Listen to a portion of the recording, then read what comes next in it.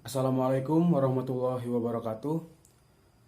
Halo teman-teman, perkenalkan nama saya Agung Gumelar. Di sini saya perwakilan dari kelompok 6 akan mempresentasikan hasil diskusi kami tentang mata kuliah etika bisnis, yaitu materinya tentang etika lingkungan hidup. Di sini saya tidak sendirian dan ditemani oleh beberapa rekan saya, yaitu ada Dede Irawan, Ibnu Saipullah, dan Taufik Hidayat. Nah, untuk mengefektifkan waktu, mari kita lanjut ke pembahasan materi. Baik, perkenalkan nama saya Derawan. Di sini saya akan sedikit memaparkan materi tentang etika lingkungan hidup. Nah, yang dimana adanya suatu pengertian etika lingkungan hidup, kemudian prinsip-prinsip etika lingkungan hidup, ada jenis-jenis etika lingkungan hidup, penerapan etika lingkungan hidup. Langsung saja pada prinsip etika lingkungan hidup. Nah, di sini prinsip-prinsip etika lingkungan dimaksudkan sebagai pedoman untuk melakukan perubahan kebijakan sosial, nah politik dan ekonomi untuk lebih berpihak pada lingkungan hidup dan dapat mengatasi permasalahan yang terjadi pada lingkungan sekarang ini. Dan yang dimana ini secara khusus sebagai pelaku moral, manusia itu mempunyai kewajiban moral untuk menghormati kehidupan, baik pada manusia maupun pada makhluk lain dalam komunitas ekologis seluruhnya. Nah, tanggung jawab moral menuntut manusia ini untuk mengambil prakarsa, usaha, kebijakan, dan tindakan bersama secara nyata untuk menjaga alam semesta dengan segala isinya. Kemudian pada jenis-jenis etika lingkungan hidup di sini, etika lingkungan disebut juga dengan etika ekologi. Nah, etika ekologi selanjutnya ini dibedakan menjadi dua, yaitu etika ekologi dalam dan etika ekologi dangkal. Nah, di sini kita akan bahas kedua etika tersebut. Yang pertama, pada etika ekologi dangkal atau bisa disebut juga dengan salau ekologi. Nah, di sini merupakan paradigma yang menekankan pada aspek pemenuhan kebutuhan manusia. Nah, konsep ini itu menentukan lingkungan sebagai sarana yang dimanfaatkan demi kebutuhan manusia. Kemudian yang kedua itu pada etika ekologi dalam atau bisa disebut juga dengan deep ekologi. Dan di sini merupakan etika yang memandang bahwa manusia itu merupakan bagian integral dari lingkungannya, di mana konsep ini itu menempatkan sistem etika baru dan memiliki implikasi positif dalam kelestarian alam. Kemudian pada penerapan etika lingkungan hidup di sini, adapun hal-hal yang harus diperhatikan sehubungan dengan penerapan etika lingkungan sebagai berikut. Nah, ada beberapa hal di sini. Itu yang pertama, pada manusia itu merupakan bagian dari lingkungan yang tidak terpisahkan sehingga perlu menyayangi semua kehidupan dan lingkungnya selain dirinya sendiri. Nah, kemudian yang kedua itu pada manusia itu sebagai bagian dari lingkungan. Jadi hendaknya di sini itu manusia selalu berupaya untuk menjaga terhadap kelestarian, keseimbangan, dan keindahan alamnya. Kemudian yang ketiga itu pada kebijaksanaan penggunaan sumber daya alam yang terbatas termasuk bahan energi. Kemudian yang keempat itu di sini lingkungan disediakan bukan untuk manusia saja, tetapi melainkan juga untuk makhluk hidup yang lainnya. Nah, di samping itu, jadi di sini etika lingkungan ini tidak hanya berbicara mengenai perilaku manusia terhadap alam saja ya, tetapi namun juga di sini mengenai relasi di antara semua kehidupan alam semesta, yaitu antara manusia dengan manusia yang mempunyai dampak pada alam dan antara manusia dengan makhluk hidup lain atau dengan alam secara keseluruhan. Nah, mungkin itu saja sedikit pemaparan materi dari saya. Selanjutnya saya persilahkan pada pemateri berikutnya. Terima kasih. Untuk pembahasan selanjutnya ialah mengenai analisis dampak lingkungan atau disebut juga AMDAL. AMDAL merupakan sebuah kajian yang mengenai dampak penting dan dampak besar untuk pengambilan keputusan dari sebuah kegiatan atau usaha yang direncanakan terhadap lingkungan hidup. Kajian tersebut diperlukan untuk proses pengambilan keputusan mengenai penyelenggaraan kegiatan itu sendiri. Ada pula jenis usaha yang berdampak kepada lingkungan. Untuk yang pertama, eksploitasi terhadap sumber daya alam, baik sumber daya alam yang terbarukan ataupun yang tidak dapat terbarukan. Selanjutnya, kegiatan yang menerapkan teknologi-teknologi yang diperkirakan memiliki dampak yang bisa mempengaruhi lingkungan. Yang selanjutnya, kegiatan-kegiatan yang berpotensi dapat menciptakan pemborosan kerusakan lingkungan hidup, pencemaran akibat limbah, dan kemerosotan sumber daya alam. Adapun manfaat diadakannya analisis mengenai dampak lingkungan ini adalah menjamin keberlangsungan usaha.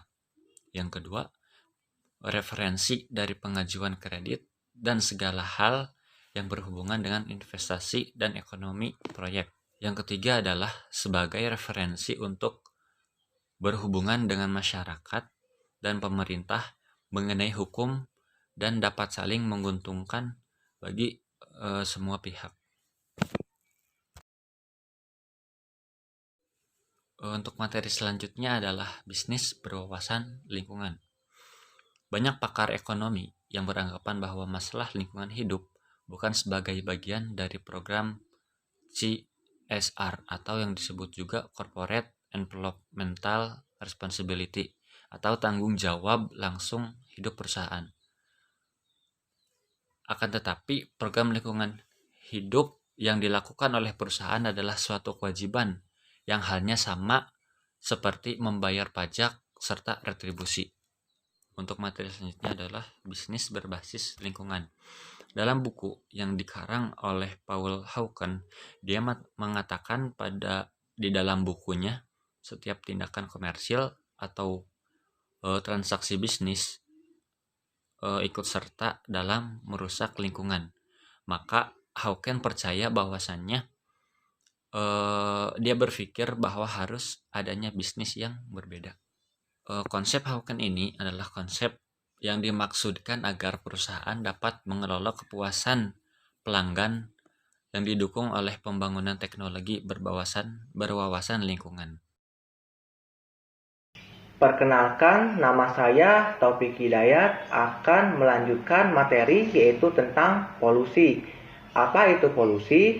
Polusi adalah suatu perubahan kondisi lingkungan yang merugikan banyak pihak yang disebabkan oleh hasil aktivitas manusia secara keseluruhan atau sebagian melalui pengaruh langsung atau tidak langsung.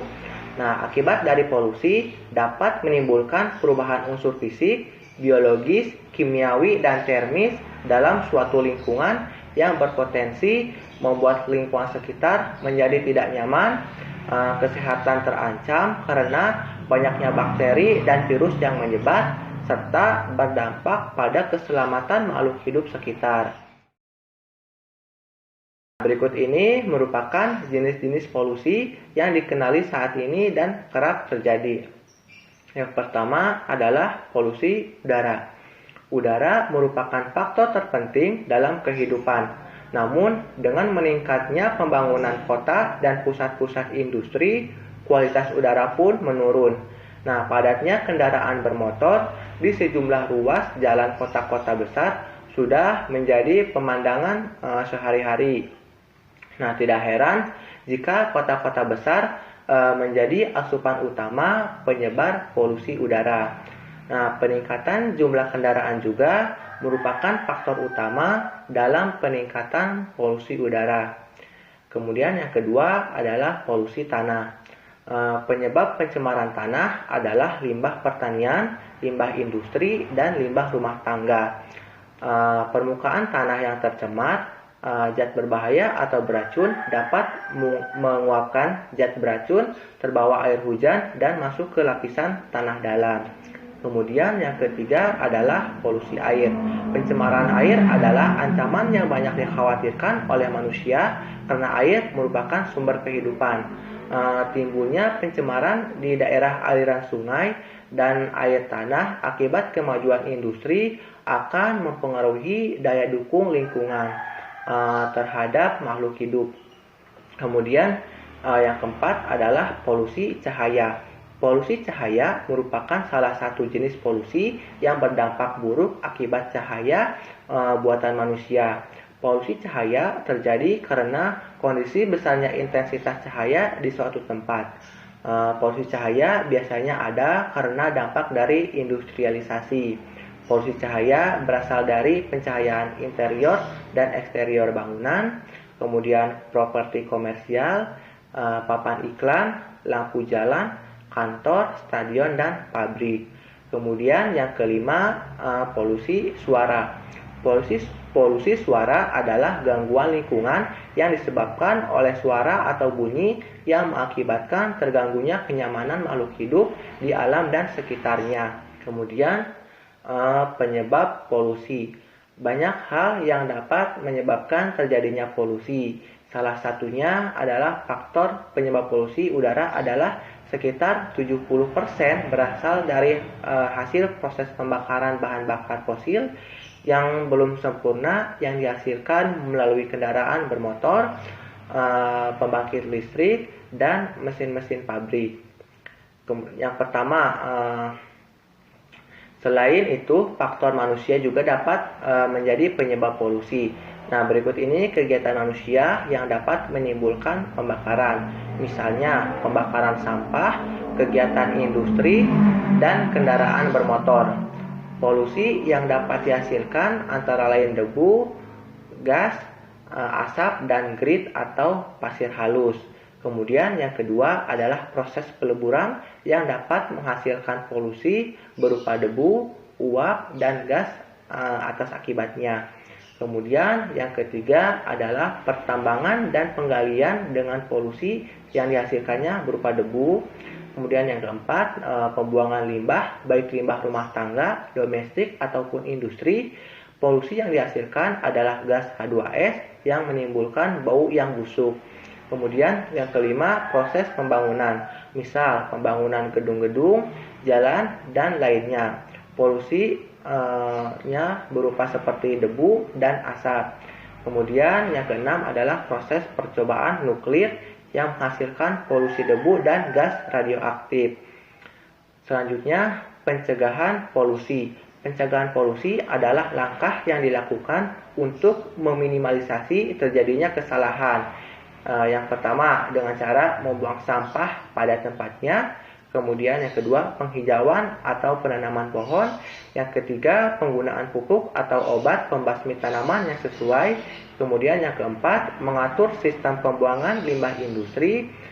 Yang kelima, menempatkan industri atau pabrik terpisah dari kawasan pemukiman penduduk. Kemudian yang keenam, memberikan sanksi yang tegas kepada pelaku yang melakukan kegiatan pencemaran lingkungan. Kemudian yang ketujuh, melakukan penyuluhan dan pendidikan lingkungan untuk menumbuhkan kesadaran masyarakat. Sekian. Baik, di sini saya akan menjelaskan tentang kasus etika lingkungan yang ada di sekitar kita. Saya mengambil kasus pembakaran limbah medis RSUD Bangli. Jadi di rumah sakit umum daerah ini di daerah Bangli itu terdapat kasus yang sangat merugikan masyarakat, yaitu pihak rumah sakit di Bangli ini membakar limbah-limbah berbahaya yang ada di sekitar rumah sakit tersebut. Nah, bagaimana dari pembakaran limbah ini merugikan banyak masyarakat dan berdampak buruk bagi lingkungan di sekitarnya. Jadi untuk kasus kali ini, pembakaran RSUD Bangli telah melakukan pelanggaran etika lingkungan hidup, di mana mereka melakukan tindakan yang merugikan lingkungan atau pencemaran terhadap lingkungan yang diakibatkan oleh kepulan asap dari hasil pembakaran limbah atau sering disebut dengan pencemaran udara. Nah, padahal pihak rumah sakit sendiri itu seharusnya mengetahui dampak-dampak yang ditimbulkan oleh limbah medis tersebut, di mana limbah medis tersebut itu sangat berbahaya bagi lingkungan dan bagi warga sekitarnya. Limbah medis ini termasuk salah satu limbah yang bahannya beracun. Dampak yang ditimbulkan oleh polusi udara ini, limbah tersebut akan mengakibatkan fatal bagi kesehatan manusia maupun kesehatan tanaman yang ada di sekitarnya. Hal tersebut menjadi kekhawatiran atau teror bagi warga Bangli apabila kegiatan tersebut terus berlangsung tanpa adanya perbaikan dari pihak rumah sakit tersebut. Karena sampai saat ini kasus yang saya bacakan, yaitu pembakaran limbah medis di RSUD Bangli, itu kasus ini dilaporkan belum ada tanda-tanda atau itikat baik dari pihak rumah sakit tersebut. Dalam hal ini, pihak rumah sakit tersebut ini tidak menjalankan analisis mengenai dampak lingkungan. Pihak rumah sakit mengabaikan dampak-dampak yang terjadi dari pembakaran limbah rumah sakit, sehingga mengakibatkan adanya pihak yang dirugikan oleh kegiatan pembakaran limbah, yaitu masyarakat sekitar. Nah, luas penjabaran dampak yang dari pembakaran ini juga diperhitungkan dengan baik, di mana pihak rumah sakit meletakkan mesin pembakar yang jaraknya sangat dekat dengan pemukiman. Dari pihak rumah sakit juga tidak ada respon pengaduan yang dilakukan masyarakat terhadap pencemaran pembakaran limbah. Baik, rangkaian acara telah selesai dilaksanakan, pembacaan materi pun sudah dilaksanakan. Untuk itu, kami dari kelompok 6 mohon maaf bila ada kesalahan atau kekurangan apapun. Wabillahi taufiq wal hidayah. Wassalamualaikum warahmatullahi wabarakatuh.